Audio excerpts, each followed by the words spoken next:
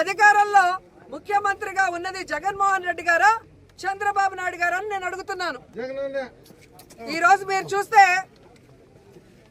ఏ విధంగా చంద్రబాబు నాయుడు పార్టీలో 164 మంది ఉన్నామని చెప్పుకుంటున్నారు కూటమి ప్రభుత్వం. మరి ఈ 164 మందిని అడుగుతున్నా, మీరు అధికారంలో రావడానికి విద్యుత్ ఛార్జీలు పెంచము, తగ్గిస్తాము, అవసరమైతే ప్రజల దగ్గరే ఆ విద్యుత్ కొనుగోలు చేసే విధంగా చేస్తామని ఇంటింటికి వెళ్ళి చెప్పారు కదా. మరి ఈ రోజు ఇంటింటికి వెళ్ళి పసుపు షర్ట్లు వేసుకొని పసుపు చీరలు కట్టుకొని మేము 15,500 కోట్ల పెంచాం ఓకేనా అని అడిగే దమ్ము ధైర్యం మీకుందా అని నేను అడుగుతున్నాను.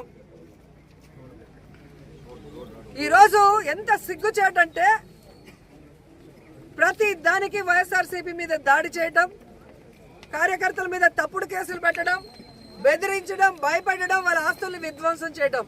చివరికి ఈరోజు ప్రజా సమస్య మీద పోరాటానికి వస్తుంటే నిన్నటి నుంచి పోలీసులు బెదిరింపులు. మాకు పైనుంచి ఫోన్ వచ్చింది, మాకు ప్రెషర్ ఉంది, మీరు ర్యాలీలు చేయకూడదు, మీరు ధర్నాలు చేయకూడదు అంటారు. ప్రజాస్వామ్యంలో ప్రజలకి సమస్య వస్తే ప్రజల పక్షాన నిలబడి పోరాటం చేయాల్సిన బాధ్యత ప్రతి ఒక్కరికి ఉంది, ముఖ్యంగా ప్రతిపక్షానికి ఉంది.